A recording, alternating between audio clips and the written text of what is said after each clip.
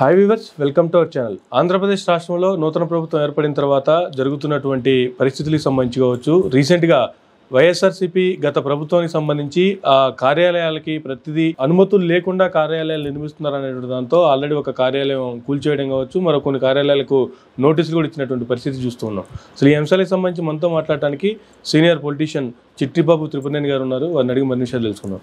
నమస్తే సార్. నమస్తే. ఆంధ్రాలో జరుగుతున్నటువంటి పార్టీ ఆఫీసులు కూల్చివేతలను ఎలా చూడాలి?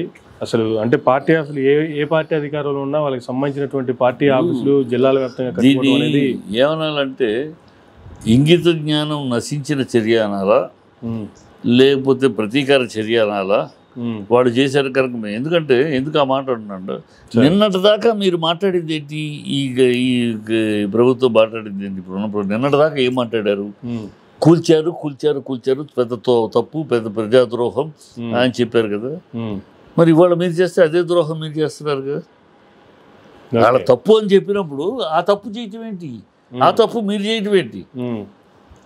వాళ్ళ తప్పు కూల్చారు, ప్రజా వేదికను కూల్చేశారు, మొదటి రోజు నుంచి ఇప్పటిదాకా మాట్లాడుతూ ఉన్నారు.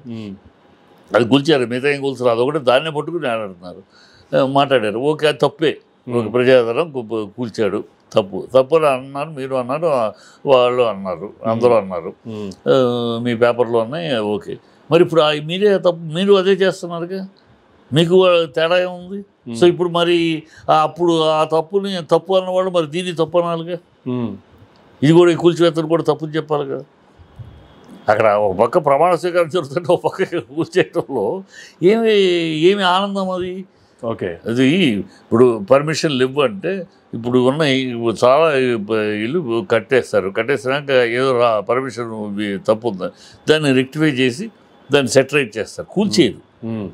కూల్చేయదు, దాన్ని రీసెట్, దాన్ని ఫైల్ వేసో ఇంకోటి వేసో చేస్తారు. కూల్చేయటం ఏంటి అంటే వాళ్ళు కూల్చారు కదా మేము కూలుస్తాం, వాళ్ళు తిట్టారు కనుక ఇప్పుడు మిమ్మల్ని తిట్టారు కదా, అంతే కదా. అందుకని ఇంగిత జ్ఞానం అన్నాను, కనీసం కామన్ సెన్స్. మనం వాళ్ళని తప్పు అన్నాం, అది తప్పు మనం చేస్తే రేపు మనం కూడా ఇదే అంటారు కదా, ఆ మాత్రం ఆలోచన లేకుండా చేస్తున్నారు.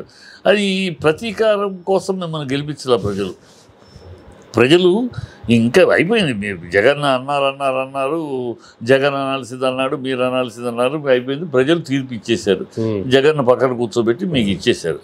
మీకు అధికారం వచ్చింది ఎందుకు? ఇంకా జగన్ జగన్ జగన్ జగన్ జగన్ జపం చేయమని కాదు, మీకు అందుకు ఇవ్వాలి అధికారం. ఎన్నాళ్ళు బతుకుతారు జగన్ పేరు చెప్పి?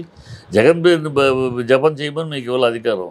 మీకు ఇచ్చారు, ఏదో వాళ్ళు మిమ్మల్ని నమ్మారు, మీరు ఇచ్చిన సూపర్ 6 నమ్మారు, ఆ సూపర్ 6 చేయండి, మీరు వస్తే స్పెషల్ స్టేటస్ వస్తుందని నమ్మారు, అది దాని గురించి మాట్లాడండి, మీరు వస్తే వైజాగ్ స్టీల్ ప్లాంట్ అమ్మకానికి లేకుండా అడ్డుకుంటారని నమ్మారు, అది చెయ్యండి.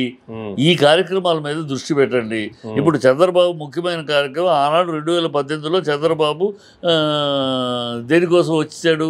బీజేపీ నుంచి స్పెషల్ స్టేటస్ కోసమే కదా వచ్చాడు. ఇవాళ నువ్వు అదే బీజేపీతో స్పెషల్ స్టేటస్ తీసుకురానైనా నీకు శిరసాన మామే అంటుంది ఆంధ్రప్రదేశ్. ఇవాళ నువ్వు కన్నా చరిత్రలో మిగిలిపోతావు. ఇవాళ నీకు అవకాశం, గతంలో అవకాశం లేదు ఎవరికి. నువ్వు 2014లో ఉన్నప్పుడు అవకాశం లేదు, ఎందుకంటే బీజేపీ స్ట్రాంగ్గా ఉంది అక్కడ.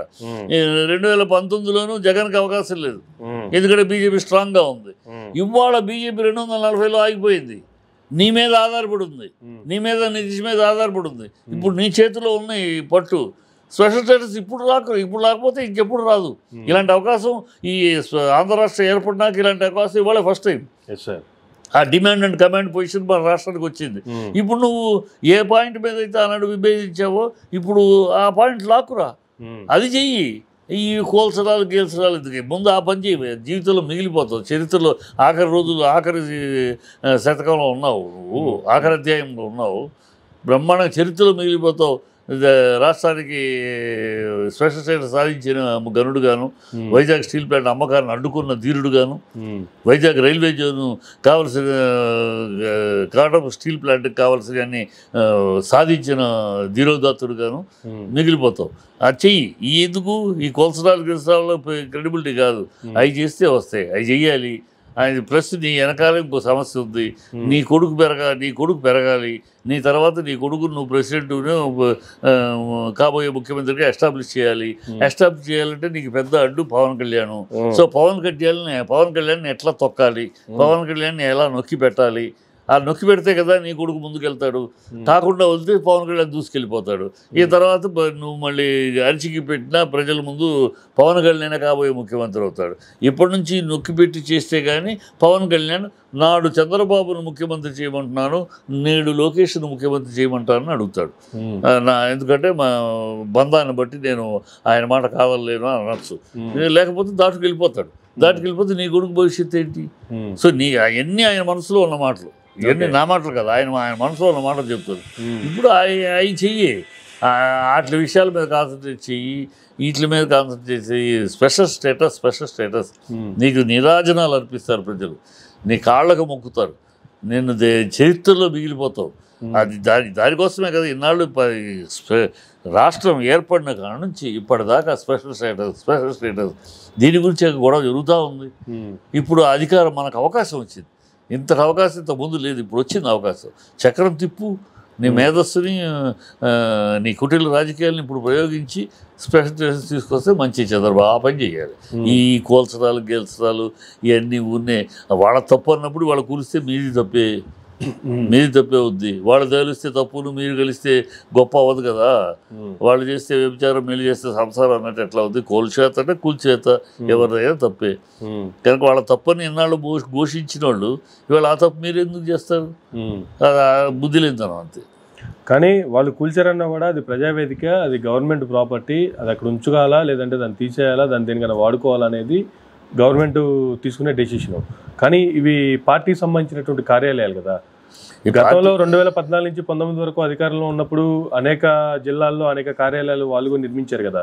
అలాగే వీళ్ళు అధికారంలోకి వచ్చిన తర్వాత వీళ్ళు కూడా నిర్మించుకున్నారు. అదే అన్నా, అది బుద్ధిహీనత అనేది. ఎందుకన్నా కోల్చడాలు అనేది వాళ్ళు కూల్చారు అని చెప్పేసి మీరు ఒక సాకు పెట్టుకుని మేము కూలుస్తాం ఇక్కడ.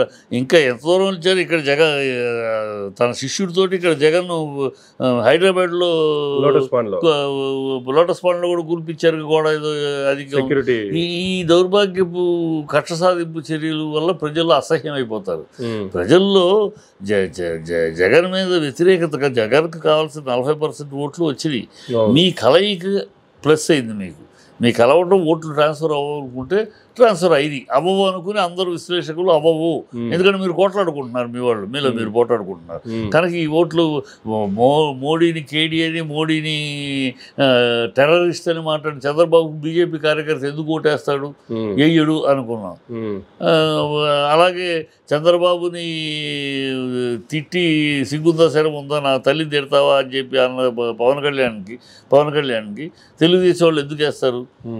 అలాగే తెలుగుదేశం పవన్ కళ్యాణ్ ఫ్యాన్స్ మా హీరో అమ్మను తిట్టారు, తెలుగుదేశం వాళ్ళకి ఎందుకు వేస్తాం, వేయమో ఇలా అనుకున్నది. అది అన్నీ మర్చిపోయి వేశారు.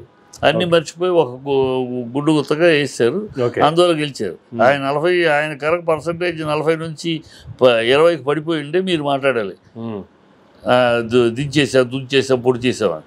40% ఓట్లు అట్లాగే అంటే ఆయనకు పడాల్సిన ఓట్లు పడ్డాయి. మీ కలయిక వల్ల ముగ్గురు కలక 1, 2, 3 మీరు విడిగా ఉంటే అంతే. మీ స్థాయి 1, 2, 3లో ఉండేది. మీరు కలిసి ఉన్నబట్టి 123. అది ఆ సామెత మీకు పనిచేస్తుంది. 1, 2, 3 విడిగా ఉంటే అంతే, కలిసి ఉంటే 123 అన్నారే. అట్లాగూ మీరు విడిగా ఉంటే అలాగే ఉండేది. 1, 5, 156 వచ్చినాయి కదా. 1, 5, 6గా ఉండేవారు, కలిసి పెట్టేప్పటికి 156 అయ్యారు. కనుక ఎగిరిగిరి పడకూడదు. విజయం వస్తూ ఉంటుంది. ఒక్కొక్క సమయంలో ఒక్కొక్కళ్ళకి అదృష్టలక్ష్మి వరిస్తూ ఉంటుంది. వచ్చింది, పని చేసుకోండి, శుభ్రంగా పని చేయండి. ఈ కక్ష సాధింపులు చర్యలు చేయడం అసహ్యం అయిపోతారు, ప్రజల ముందు చేయిపోయిపోతారు. మీరు చేయాల్సిన పనులు ముందు ఉన్నాయి. పవన్ కళ్యాణ్కి అమ్మాయిల విషయంలో ఆయన చెప్పిన 30,000 అమ్మాయిల విషయం తేల్చాల్సిన బాధ్యత ఆయన మీద ఉంది.